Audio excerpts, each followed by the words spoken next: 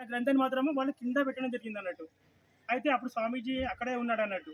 మన యొక్క గ్రంథాన్ని తీయడం జరుగుతుంది. అవి పైన ఉన్నటువంటి బుక్కులన్నీ కూడా కింద పడిపోయాయి అన్నట్టు. అప్పుడు చెప్పాడు, మా యొక్క భగవద్గీత, మా యొక్క భారతదేశం యొక్క చరిత్ర, సంస్కృతి, సంప్రదాయాలు ఇందులో ఉంటాయి. మా దానిపైనే ఈ ప్రపంచం మొత్తం ఆధారపడి ఉందని. అప్పుడు బుక్కు తీయగానే మొత్తం కింద పడిపోతాయి అన్నట్టు. అప్పుడు స్వామీజీ మన యొక్క దేశ చరిత్రను, మన సంస్కృతి సంప్రదాయాల గురించి అక్కడ ప్రబోధించడం జరుగుతుంది.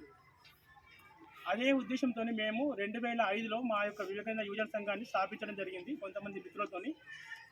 దానికి వివేకానంద యువజన సంఘం అనే పేరు కూడా పెట్టడం జరిగింది.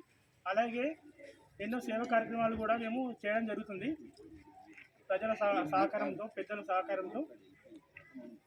అలాగే కొంతమంది సహాయ సహకారంతో 2012లో ఈ యొక్క విద్యార్థులకు స్ఫూర్తిదాయకంగా ఉంటుందని పాఠశాల యొక్క ఆవరణలో మేము వివేకానంద విగ్రహాన్ని పెట్టడం జరిగింది.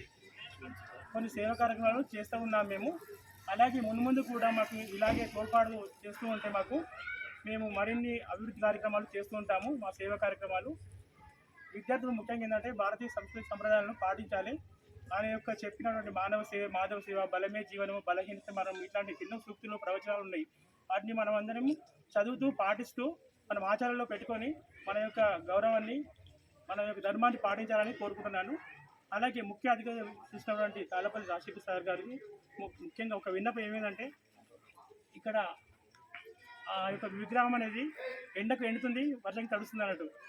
కాబట్టి దానికి పైన చిత్రం ఇట్లా గొడుగు లాంటిది అండ్ విద్యార్థులకు ఉపయోగపడేటువంటి మన కొటేషన్స్ కానీ ఇట్లాంటివి ఏమన్నా ఉంటే అట్లాంటివి అతికిస్తే బాగుంటుందని ఉద్దేశంతో, అలాగే ఇట్లా గార్డెన్ టైప్ కూడా ఏర్పాటు చేస్తే బాగుంటుందని, దానికి మీరు సహాయ సహకారం అందిస్తారని కోరుకుంటున్నాను సార్.